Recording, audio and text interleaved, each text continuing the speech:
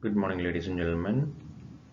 I hope you're having a safe day while watching this PowerPoint presentation on human factors ergonomics in hydrocarbon facilities, article ID ART 20196205, published in International Journal of Science and Research, also known as IJSR. To give a brief introduction about me, my name is Nirmal Surendran Menon. I am the author of this article and I'm an associate member of Institute of Mechanical Engineers UK and a graduate member of Institution of Engineers New Zealand, or also known as Engineers New Zealand. Professionally, I am a senior technical services specialist working in the LNG facilities construction domain. My cumulative experience as of 13 years, having spent much of my career in the oil and gas, energy and petrochemicals industry, with majority of the experience in LNG facility projects. My experience as author till date, as I have 9 technical articles published in various journals and magazines to my credit, and all of which are aligned with oil and gas and energy sectors. I also have authored a piping component handbook titled Process Piping Component Flashcards, which is currently under copyright review, after which the same will be published for public use. The intention of this PowerPoint presentation is to provide some insight on the human factors and ergonomics attribute, I beg your pardon, which needs to be considered for a safe working environment in a hydrocarbon facility. So without further ado, let us go into the detailed presentation. So what is human factors? The human factors, which is also known as ergonomics in the United States. Human factors is much more common in the rest of the world, and it's known as ergonomics in the United States. So it's a science with an objective to design workspaces and tools that help people to do their jobs and use their tools and other products comfortably and safely. So in any facility where you work, you need to have the comfort with which you can easily perform your task. If there is no comfort, if you're constrained and your comfort is taken away, you don't feel safe, or you don't feel like putting your best and carry out tasks safely and successfully. So that's where the ergonomics or the human factors come into picture. This may sound a bit like on a lower side as to what is so big deal in human factors or ergonomics, but when it comes to productivity, when it comes to an operating facility and for a safe working environment, human factors plays an important role.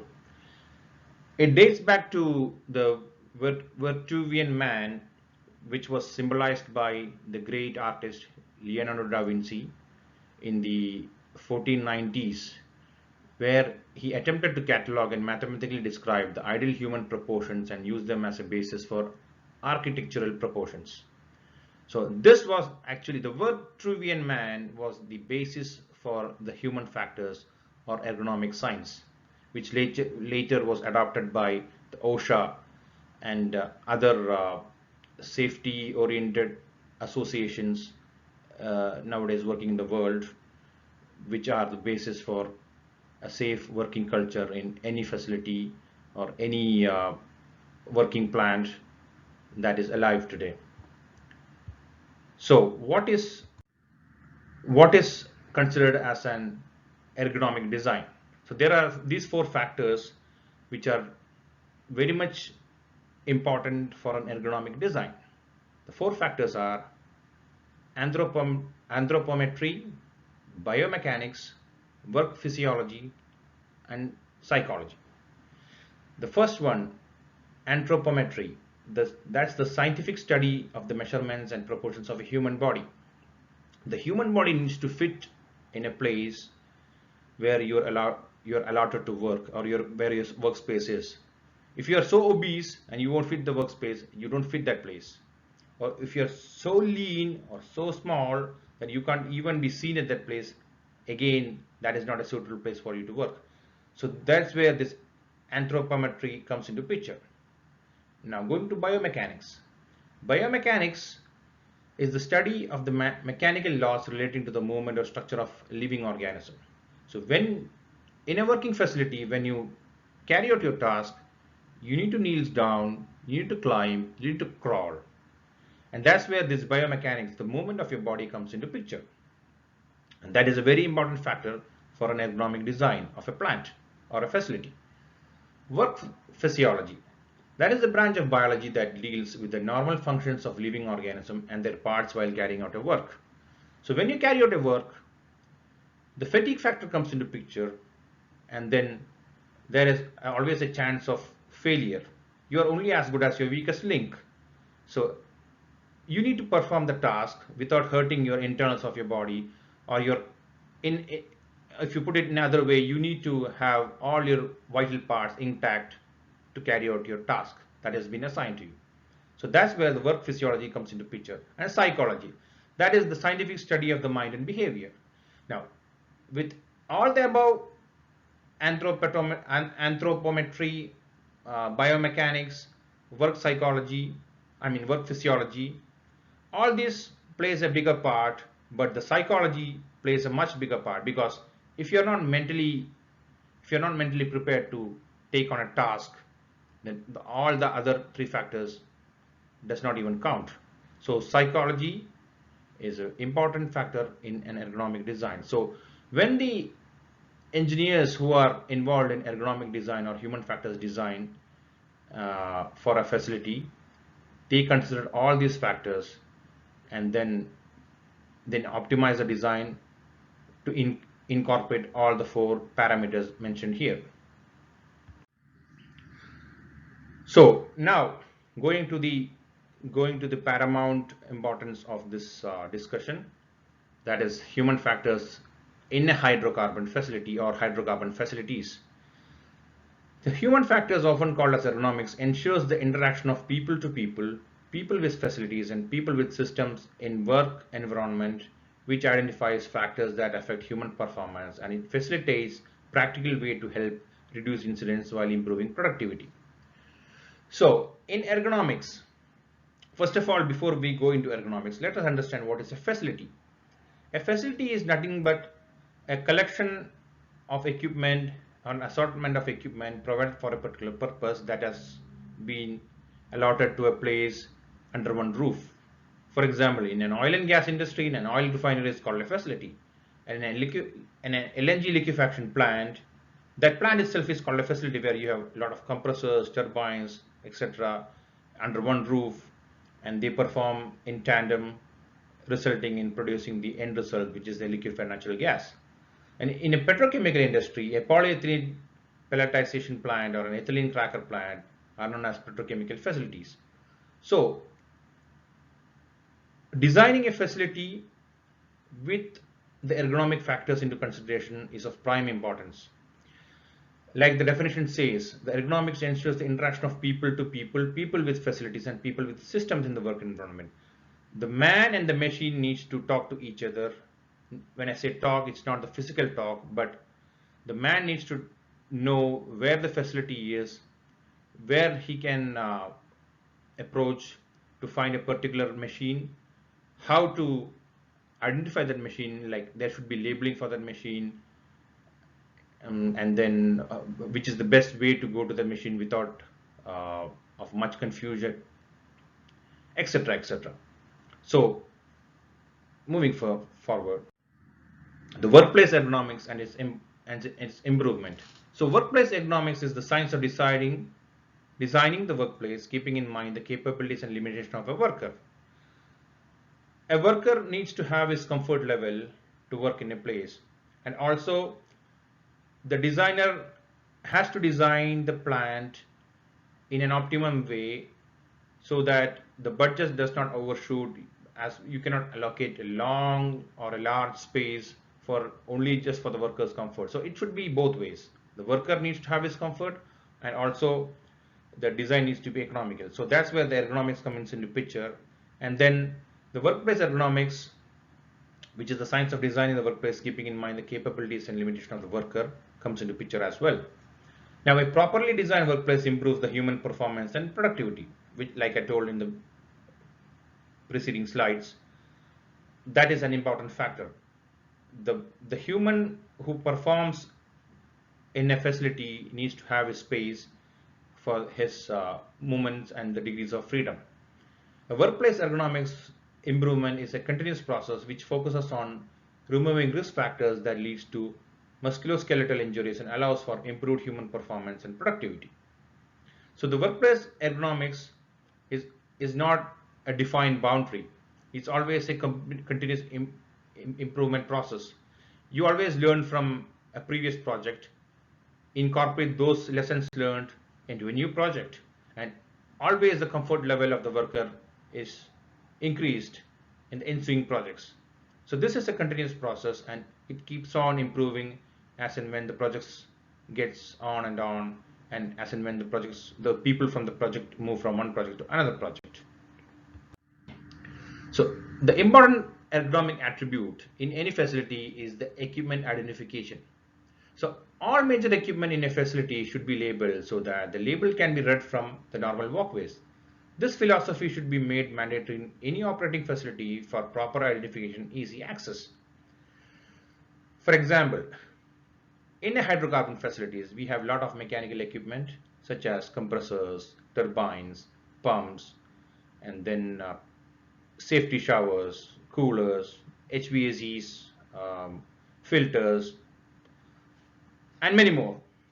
And also there are a lot of electrical equipment in any hydrocarbon facility for powering this mechanical equipment and the proper functioning of the mechanical equipment. So the identification of the correct equipment is of prime importance, and that is the first line to a proper ergonomic design. If an operator is not able to identify an equipment like a mechanical equipment or electrical equipment, and then he may not know where to find that equipment. If he's not able to identify the equipment, then he cannot go to that equipment or approach that equipment. So identification is a very, very important attribute which the ergonomic engineers or ergonomic designers needs to consider during a plant design or a facility design. Now, once you identify the equipment, there comes the second attribute, access to the equipment and moving around. So the ease of access to the equipment and movement is to be ensured by designing the corridors, access ways, doors, exit ways, etc. in an ergonomic friendly way. A one-way corridor or access way should have a minimum of 2.5 feet, and a two-way corridor or access way should have a minimum of 4.5 feet. And also a minimum of 2 exits are to be provided in an enclosed staffed areas where fuel, chemicals or other flammable materials are used. So that covers the access part, which is the second important factor in the ergonomics design.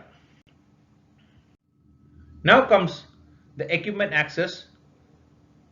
The equipment access actually can be divided into two: the equipment access for operability and equipment access for maintainability. So for the operability of a plant is nothing but the day-to-day operations where every excuse me, every equipment assigned in a plant or installed in a plant works on to its normal parameters, and the parameters checked at every regular intervals. So that is normal operations of a plant, and the operators needs to access the equipment to monitor the parameters during a normal operation day. So the hydrocarbon facilities have numerous equipment such as compressors, pumps, and instruments such as local panels, piping systems, valves, etc. The factors to be considered for positioning the mechanical equipment, the recommended mounting heights for valve handles, and for mobility and workspace around the local instrument locations are some of the factors that needs to be considered during an ergonomic design for an equipment access operability wise.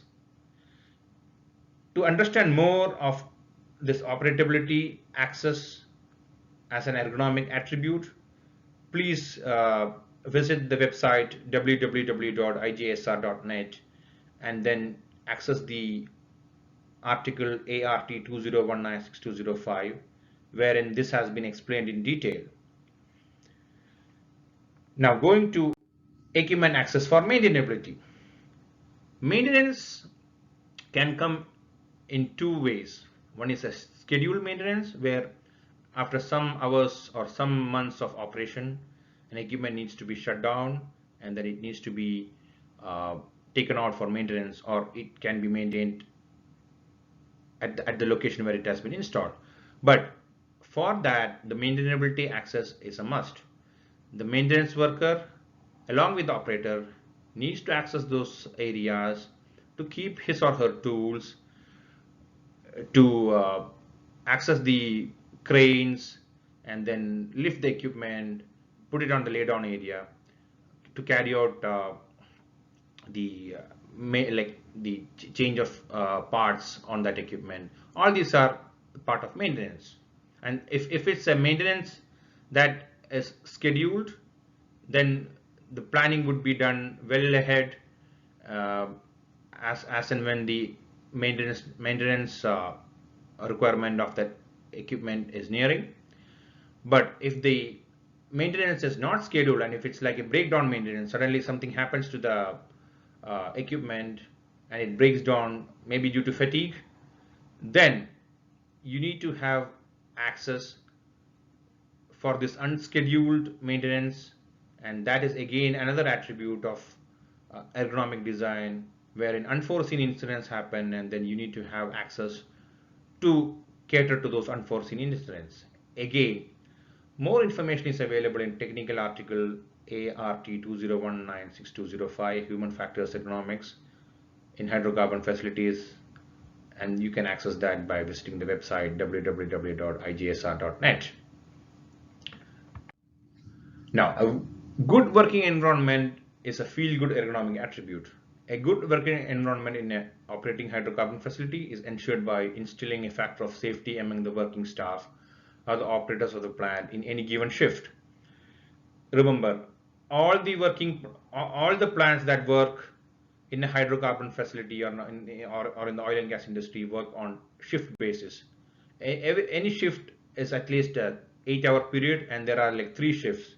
That is a normal operating procedure, but it depends on organization to organization. So in any given shift, there should be a good working environment ergonomically. For example, the very thought in every operator's mind that properly designed evacuations and escape routes are in place in the facility they are operating will always lead to a better productivity.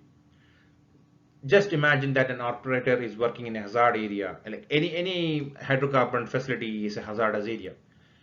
When he or she is working there, he or she needs to have that peace of mind where it's ensured to them by themselves, looking at the ergonomic factors, that, oh, if there is a hazard, or in case of an hazard, there are all means to escape, and then this has been taken care. That itself will instill a clear mindset for the operator, and then he or she can work peacefully.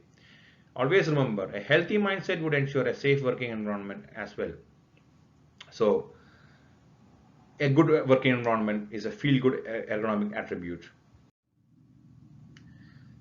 That is all about the presentation. I would request all of you to go and take a look at the article Human Factors in Ergonomics in the website I mentioned in the previous slides. And please let me know if you have any questions. My email is nirmal@gmail.com, and I'm happy to answer any of your questions. Thank you very much.